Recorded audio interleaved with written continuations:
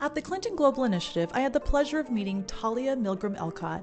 She is the founder and executive director of Beyond100K. The goal of the organization is to prepare and retain 150,000 new STEM teachers, especially for schools serving majority Black, Latinx, and Native American students. So I'm Rhea Pullen. So nice to meet you. And what's your name? So great to meet you. I'm Talia Milgrom-Elcott. And tell me a little bit more about yourself, about what you've created and why. So I am a lawyer by training, but very quickly realized that lawyers tend to see problems after they're fully blown. Oh. But I had gone to law school because I wanted to help solve problems and contribute to making them, not just resolving them, but kind of getting at the root of why they exist in the first place. And what I began to realize pretty quickly during law school, and not so long after that too, was that it's if lawyers see problems when they're fully blown, it's really education that gets at the deepest root. Yes. And, even after all this time, and I've now been working in education for almost 20 years, kind of blows my mind. I still believe that if you can educate someone, if someone is educated, they're unstoppable. Right. And like knowledge is almost the key. Knowledge is the key. Knowledge is power. Yes. Knowledge is opportunity. Knowledge is not just a seat at the table, it's getting to set your own table. And can you explain to me what your organization is? Give us the name, a little bit of the history. I would love to hear about it. Yeah, so our story starts more than 10 years ago when President Obama put out a call for 100,000 excellent science, technology, engineering, and math teachers, and called on this country to teach because it changes a life. There's nothing else you can do, nothing better you can do to support this country but to help and educate its next generation. And he knew that we needed those opportunities in STEM. They're where the best paying jobs are, it's where the greatest challenges are, and therefore where the greatest innovation is needed. And he put out that call and put in a request to Congress for some funding, and Congress said no. Oh. 2011. Oh my goodness. And he was a smart man. He is a smart man, isn't he? Yes, he saw the needs that were coming down the pike. So he put out that call for 100,000 excellent STEM teachers. Congress said no, and I was at Carnegie Corporation of New York, the global foundation, and I sort of heard this call. We had a deep history, a centuries-long focus on teachers at Carnegie, and a more recent focus on STEM as a way of effecting change. And I thought, here was this call that needed to be answered, and yet nobody was going to step up to do it. Oh my goodness. Could we mobilize a response? And 28 organizations joined us, actually on stage at CGI in 2011 to make commitments to this goal. And 10 years later, more than 300 organizations crossed the finish line together. We didn't just hit the goal, we exceeded it. That's incredible. Preparing 108,000 STEM teachers in 10 years. And is this STEM teachers across all levels of education? It is pre-K to 12 because we understood that you need it from the very first moments. Kids are naturally curious. They're natural tinkerers. They will build and take apart. All of that is right there in them. The question is, do we give them the opportunities? And so we knew we needed to start as early as pre-K and take it all the way through 12. So 108,000 teachers in STEM over 10 years. And we got to that goal, or we're getting to the goal, and seeing that it was coming, and we thought, if we stopped the work now, it would, what would happen? The work wasn't, the 100,000 wasn't the end. The end needed to be ending a STEM teacher shortage once and for all. Completely. Right? It's not gravity. It's not a rule of nature that we have a shortage, and that shortage most impacts the communities and students who have been most excluded from STEM. This is not a rule of nature. This is a choice we've made. What if we made different choices? Could we make different choices to lead to different results? And so we came together actually and turned our next goal over to young people. We said we need another goal that takes us on the way to ending the STEM teacher shortage. Yeah. But that next goal shouldn't just come from a president, as amazing as that president is. It should come from the folks closest to those challenges, whose experiences should guide us. So 600 young people, almost all of them young people of color, told us, 75% of them girls or kids who self-described as non-binary, told us their stories. That's them. They told us about their experiences when they were in math class, in science, when they had a technology after school opportunity. And what we heard from them were three amazing things, and those have guided our goals. We heard from them that they wanted to create things in STEM. They're not checked out at all. They're so yeah, that's amazing. We heard from them that they need to belong if they're going to succeed and persist. And to be seen in maybe even the representation of scientists, mathematicians. I have a 5 and a 9-year-old, and I know what our school is very focused on actually STEAM. Yes. It's STEM with art, which is really cool, another way to integrate it and to teach, science and technology. Yeah, I think that's a great way. It also just sparks a curiosity.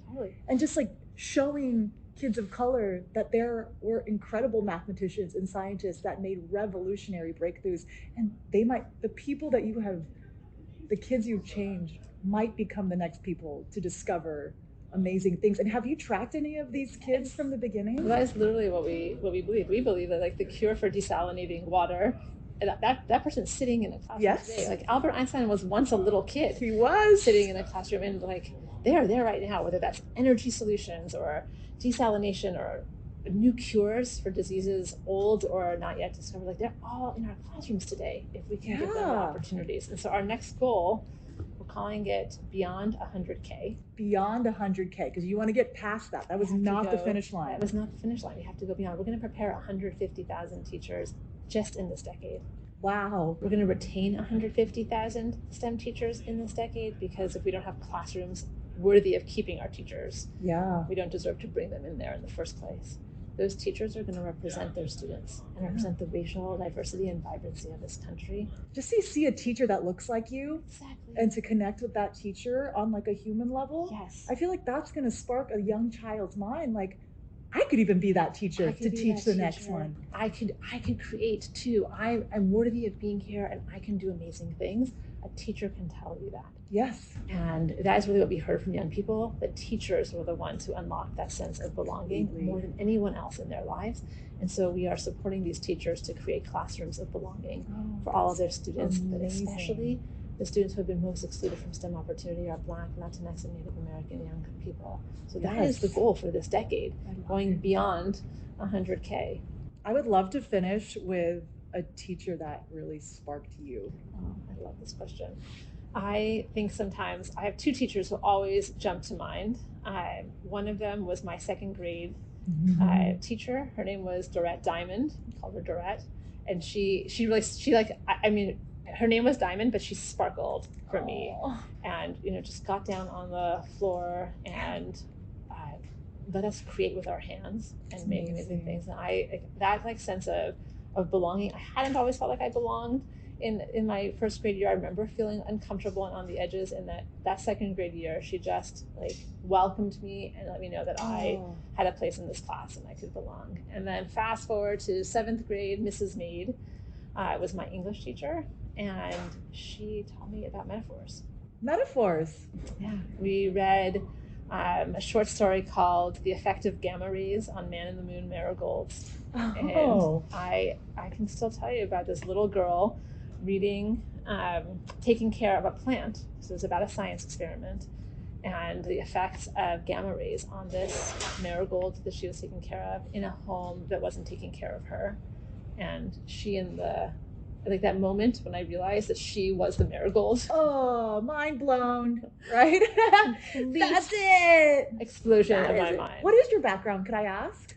I'm a lawyer by training. I know your ethnic background. I was going to say which background.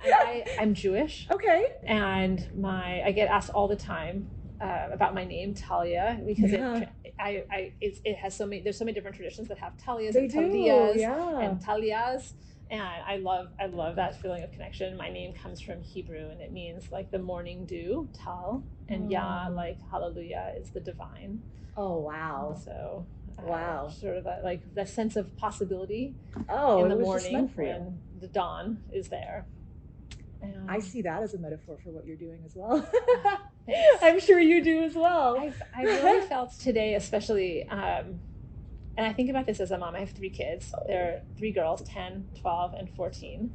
And I thought about them in this work. I was pregnant with my youngest when all of this started. And I think about their the possibilities that they have, and like that sort of innate opportunity that every young, like that incredible spark that every young person has. Yes. That could be who knows what, right? Like that sort of whole world is contained inside of one person.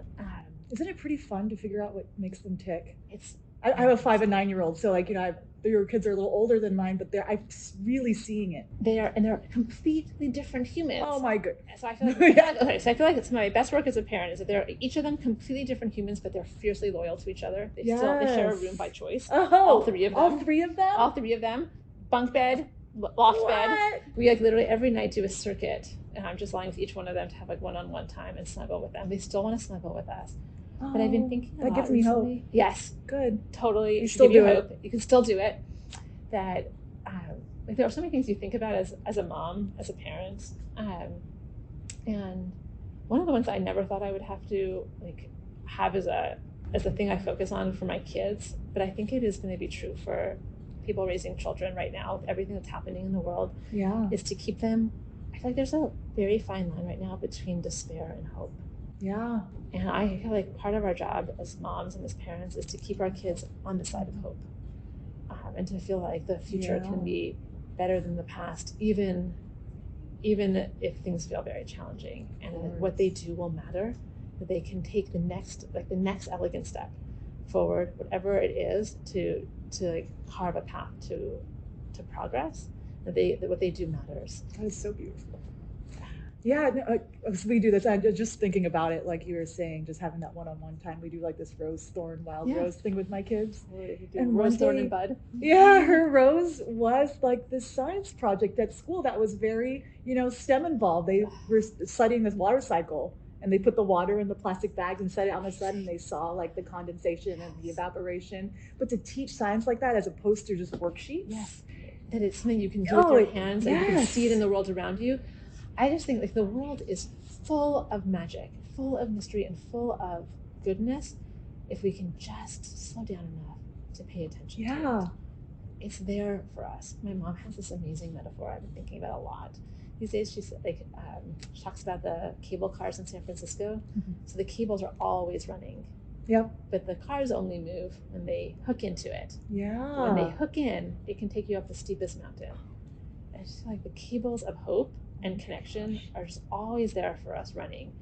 And the question is, do we hook in? Mm-hmm. When we hook in, we can climb up steepest mountains together. I live in the Bay Area, so I have climbed those steep stairs. Exactly. And you have amazing bliss for it. Don't yes. get me wrong, there's some benefits, but it sometimes helps to have completely. I love that metaphor. That's amazing. Thank you so much for your time. I would absolutely love to have a longer conversation one day. I feel like we have a lot to talk about. I think we have a lot to talk about, and just about because I've been switching to this work. I was always in the for-profit world. I'm an MBA, and I switched because my why shifted. Like my why was I need to leave this world better for my children than when I found it, and that is having more education, more representation for my mixed race children. Yeah. That I need them to see. And I think what you're doing, the work you're doing, putting teachers and teachers of color in front of these students. Everyone needs to see that they can be whoever they dream of being in the world. And the truth is that every child sees that when their teachers are more diverse. Whatever your background, black, brown, white, everything. You look at that world and you think, this world's a big place and there has to be room for me in it. And for my uniqueness, my greatness can flower in this world. I know. My daughter wants to be a dentist ballerina. My son wants to be an astronaut who also drives garbage trucks. Obviously. So what do your daughters want to be? Oh, that's so great. My now 12-year-old, we have a picture still of her up right next to our couch in the living room that says, "I want to be a teacher," in Hebrew and English. So maybe we'll build schools worthy of all of our children to want to be teachers in them. I love that so much. Thank you so much. This was wonderful. I want to have a longer conversation again. At Global Partners for Development, our mission is to advance community-led initiatives that improve education and public health in East Africa. We envision a world in which every East African community has the capacity to implement dynamic, sustainable solutions to the challenges they face. To learn more, visit gpfd.org.